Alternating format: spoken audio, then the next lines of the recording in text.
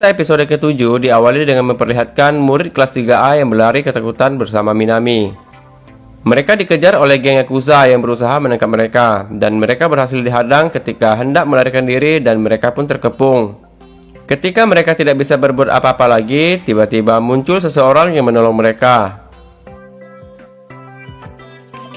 Ia adalah ketua kelas 3A Saint Agnes yang bernama Sakaki Makio.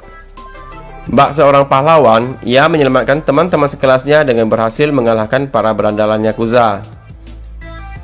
Umemura yang melihat Bang Makio yang keren langsung menghampirinya dan memeluknya dengan senang.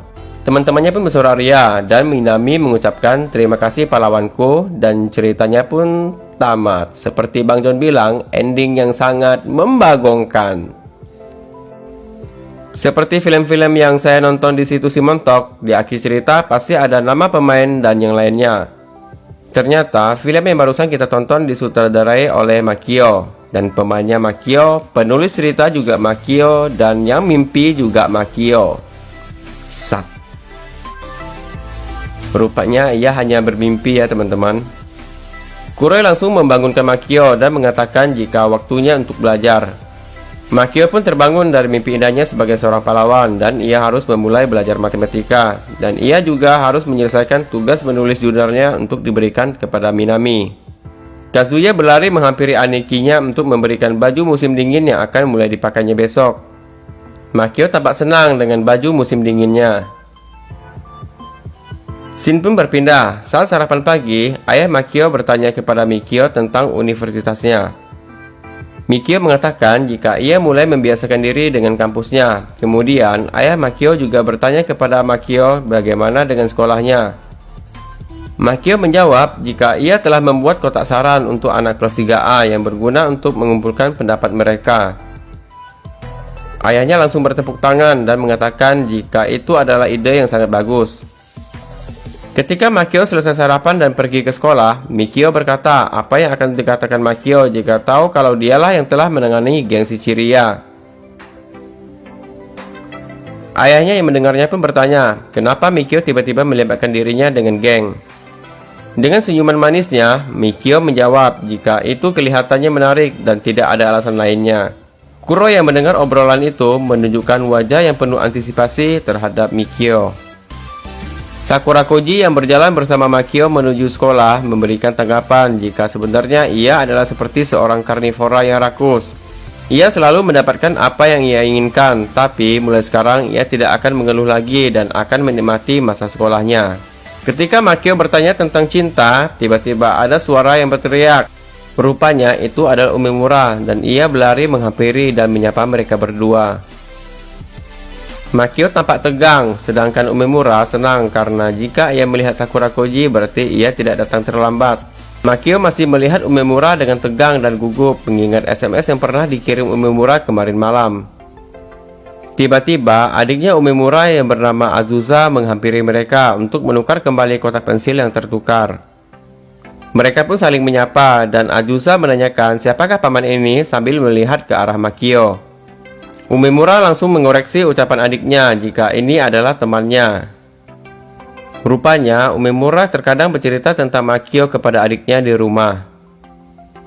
Mendengar hal itu, Makio sangat semangat dan berencana untuk mengajak Umemura kencan. Saat pelajaran olahraga, guru olahraga bersorak dan memuji penuh kekaguman melihat gerakan bela diri dari Makio. Hoshino pun berkata, "Ini nih baru bawahanku." Dan ia juga berkata jika Makio mungkin orang terkuat kedua setelah dirinya. Guru olahraganya pun menghampiri Makio dan bertanya bahwa sepertinya ia sudah terbiasa dengan berjudo. Makio pun menjawab jika ia memang menyukai judo sejak Yamashita memperoleh medali emas Olimpiade di Los Angeles. Gurunya pun menyadari jika Makio memang 17 tahun, harusnya waktu itu ia belum lahir. Mereka mengatakan memang jika Makio terlihat lebih tua dengan ada ruang di antara alisnya, kulitnya, dan kumis yang mulai tumbuh. Tapi Sakura Koji langsung membelanya dan mengatakan walaupun begitu, Makio masih terlihat muda dan Makio menatap Sakura Koji dengan tatapan penuh haru. Gurunya pun menantang Makio untuk latihan judo dan tantangan tersebut diterima oleh Makio. Rupanya, hanya dengan satu bantingan, gurunya langsung kalah. Teman-temannya pun bersorak gembira.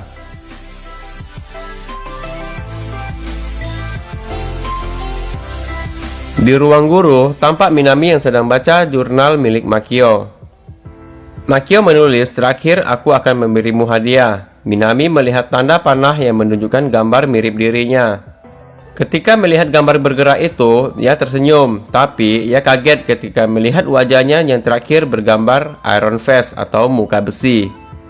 Ayahnya melihat tingkah laku yang berbeda pada diri putrinya. Ayahnya pun mengajak Minami untuk mengobrol dan bertanya, "Apakah kau sedang jatuh cinta?" Minami pun menjawab, "Tentu saja tidak, karena di Tokyo ada hukum tentang pendidikan sehat bagi anak-anak. Tidak boleh terlibat cinta dengan anak di bawah 18 tahun. Jika melanggar hukum, akan ditangkap oleh polisi." Pada saat Minami menjelaskan hal itu kepada ayahnya, di luar Makio menguping pembicaraan mereka berdua yang menjadi kaget perihal hukuman tersebut. Di rumah, Makio tampak pusing dengan apa yang ia dengar tadi siang. Karena Umemura baru umur 17 tahun dan ia tidak mau berurusan dengan pihak kepolisian. Kazuya yang melihat bosnya lagi bingung mengusulkan dan berkata, "Kenapa tidak ajak saja Umemura untuk berkencan?" Makio yang mendengar jawaban itu langsung senang dan bertanya kepada bawahannya, apakah benar Umemura menyukai dirinya.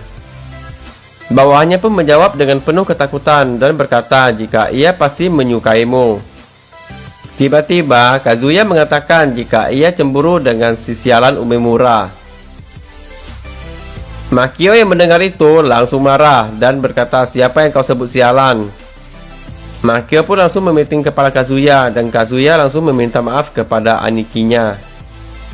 Makio pun mulai berpikir positif tentang Umemura.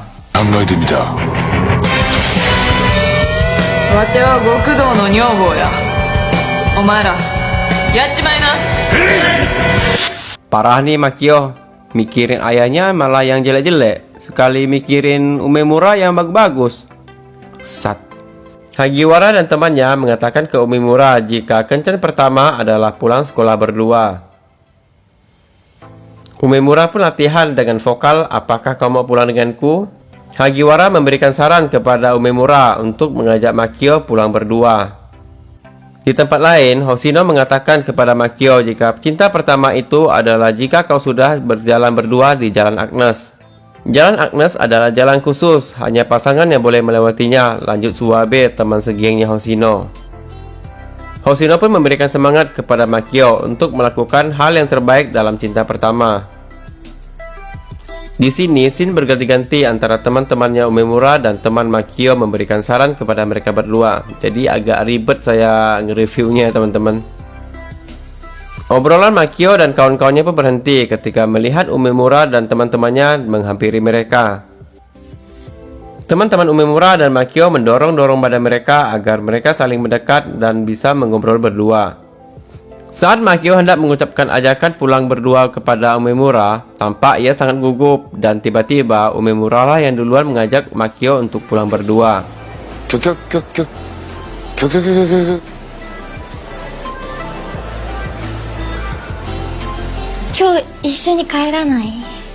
Makio pun sangat senang dengan ajakan dari Umemura. Aduh sayang Yakuza satu ini kok bisa kayak gitu. Makio dan Umemura mencoba itu semua layaknya orang yang sedang kencan. Hagiwara yang ternyata menguntit dari belakang kaget melihat Sakura Koji yang ternyata diam-diam juga mengintip Makio dan Umemura. Selain itu, Sakura Koji dan Hagiwara juga melihat Kazuya yang tengah mengintip. Sakura Koji memperkenalkan kepada Hagiwara jika itu adalah Mikio, adiknya Makio. Jadi, mungkin dia khawatir apakah Makio akan berhasil atau tidak. Hagiwara kemudian bertanya kepada Sakura Koji, mengapa dia terlihat sedih dan apa rasanya mengintip Makio dan Umemura? Sakura Koji tampak terdiam. Hagiwara kemudian menjawab pertanyaan sendiri jika Sakura Koji suka pada Umemura. Hagiwara pun menyarankan ada baiknya jika ia berterus terang saja kepada Umemura. Sudah saya duga dari episode kedua. Kazuya yang otaknya agak miring mengira Sakura Koji menyukai Makio. Kazuya pun tampak kesal, tapi kemudian dia lega bahwa yang disukai Sakura Koji bukanlah Anikinya, melainkan Umemura. Sakura Koji bercerita jika dia dan Umemura berteman sejak SD, tapi lambat laun dia mulai menyukai Umemura dan saat itulah dia tidak bisa terlalu akrab dengan Umemura. Tapi menurutnya, Makio mungkin lebih cocok dengan Umemura. Di sisi lain, Makio tampak ikut ke rumahnya Umemura. Umemura memperkenalkan adik-adiknya dan seorang anak tetangga yang diasuhnya. Umemura bercerita jika terkadang dia juga mengasuh anak tetangga dan mendapatkan bayaran sebesar 500 yuan. Ternyata, kehidupan Umemura sangat sederhana. Umemura mengasuh adik-adiknya dari mengurus sekolah hingga memasakkan makan malam. Semua itu dikarenakan orang tua dari Umemura masih bekerja.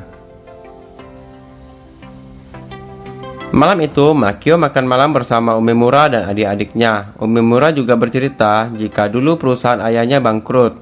Dan suatu hari datang seorang yakuza ke rumah mereka dan memukuli ayahnya. Sejak saat itu, dia sangat membenci kekerasan dan perkelahian. Makio tampak terdiam saat mendengarnya. Dalam hati, Makio berkata, bukankah selama ini dia selalu melakukan kekerasan dan perkelahian dengan geng lain? Apakah dia juga seorang penjahat? Saat Umemura mengantarnya pulang, Makio hendak mengatakan jika dia adalah seorang yakuza. Namun, tak ada pesawat lewat. Pengen gua ketapel ini pesawat. Sat. Lanjut. Saat Umemura mengantarnya pulang, Makio hendak mengatakan jika dia adalah seorang yakuza. Tapi ia tidak jadi mengatakannya karena ada sekelompok berandalan yang mengganggu mereka. Saat mereka mulai merayu Umemura, Makio sangat marah dan hendak menghabisi mereka. Makio pun mengurungkan niatnya saat teringat jika Umemura tidak menyukai kekerasan. Ia pun pasrah saat dipukuli oleh berandalan itu. Aduh, wanita. Aduh. Yakuza aja kalah sama wanita. Di rumah, Kuroi dan Kazuya tampak cemas dan akan mencari tahu siapa yang berani memukuli bos mereka. Makio melarang dan menyuruh mereka untuk melupakannya saja. Saat menahan rasa sakit, Makio berkata, sampai sekarang dipanggil yakuza, dipanggil penjahat, tidak pernah menggangguku.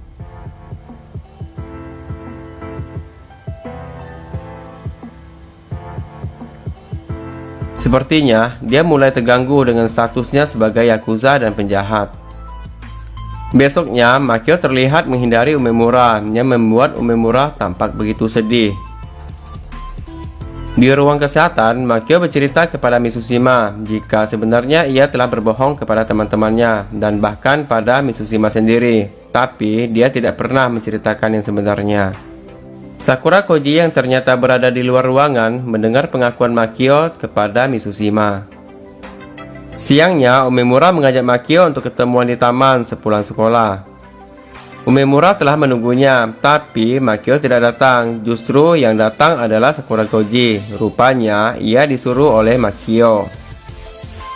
Di kelas, Makio terlihat sangat sedih. Ia bercerita kepada Minami jika dulu ia adalah orang yang sangat kuat dan tidak pernah menangis. Tapi sekarang ia merasa sangat lemah. Jika masa muda menyakitinya seperti ini, maka seharusnya dia tidak merasakannya. Dengan lembut, Minami mengatakan jika Makio tidak lemah. Senang dan sedih memang sering terjadi, tapi itu yang membuat kita semakin kuat dalam menghadapi masalah. Minami juga memberikan Makio semangat dan menyuruh Makio untuk tetap datang ke sekolah.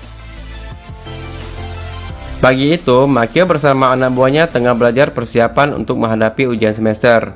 Ketika itu, ponselnya berbunyi. Rupanya, itu adalah telepon dari Sakura Koji yang mengatakan jika ia sudah hampir sampai di rumahnya. Makio pun tampak panik dan tiba-tiba Sakura Koji pun sampai di depan rumah Makio dan filmnya pun bersambung.